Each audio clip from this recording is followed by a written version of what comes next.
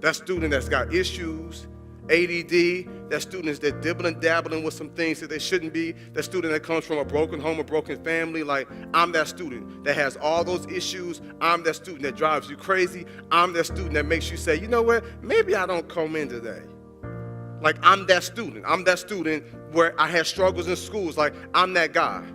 My mom had me when she was 16 years old. I went through all sorts of struggles and failures, drug and alcohol abuse. My story is long. Diagnosed with ADHD. I went to 3 different schools for the 9th grade.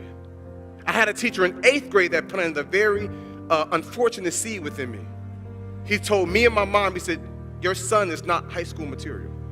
Like, he literally said, Jeremy is not high school material. Now, I've heard of people say, okay, maybe he's not college material. I've heard of people say, maybe he's not, maybe he's not gonna go to an Ivy League or some big university. Maybe he should go to a trade school or the military. Or I've heard that, but how you tell an 8th grade student they're not high school material? See, this book I read, it says that life and death is in the power of the tongue. So what comes out your mouth has a whole lot of power.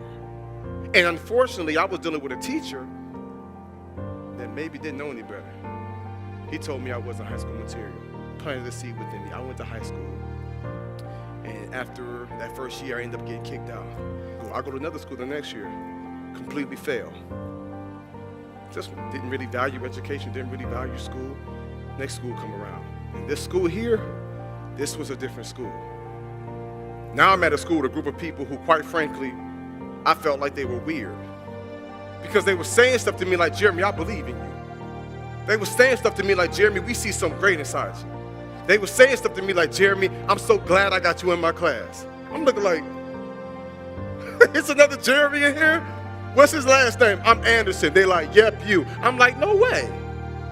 Like, no way, you ain't get my file. They like, yeah, I got your file right here. Like, every school I went to, there was a folder this thick that would have arrest and suspensions and incident reports. They like, yep, you. I'm like, wow, okay, well, I put a wall up. That's what a lot of your students are doing this in your program. They put that wall up. They hear you. You're like, you can do it, Catherine. You can do it, Hector. They're like, they put a wall up because they don't know if they can trust you.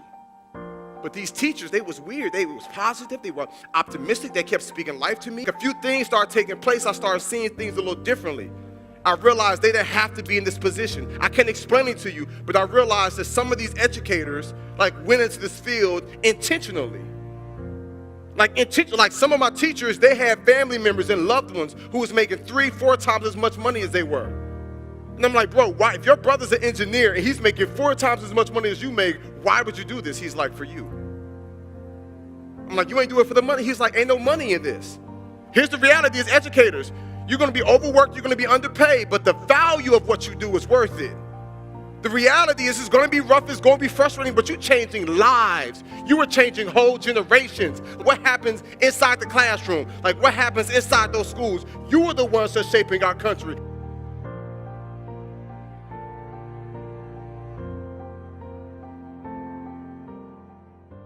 Hey, what's up? I hope you enjoyed today's video, and check this out. You gotta subscribe because I've got so many more videos in store for you. And when they come out, I want them to come directly to you. So click subscribe and let's keep building together.